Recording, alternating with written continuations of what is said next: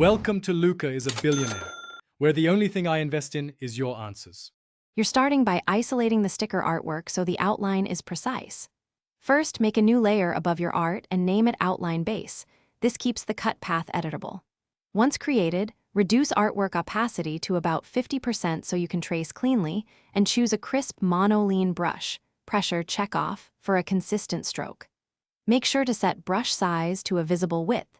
This becomes the visible sticker edge later, so pick something that reads at small scale. Now trace directly over the dimmed art, closing every gap so fills behave predictably. Once you have the path, duplicate that layer and rasterize if Procreate shows as brush layer. Then you can expand the outline. A quick trick: apply a small Gaussian blur, then use threshold to convert it into a thicker, even shape. This creates the bleed width. After that, use selection with low feather to tidy edges and fill the expanded shape on its own layer as the sticker border. Finish by placing the outline layer under the artwork layer so the sticker looks cut out.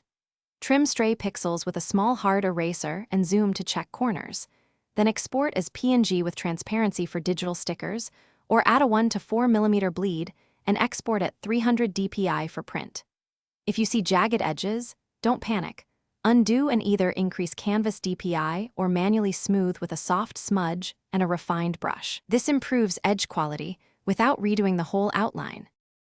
Thanks for watching and please subscribe. It's the best investment you'll ever make.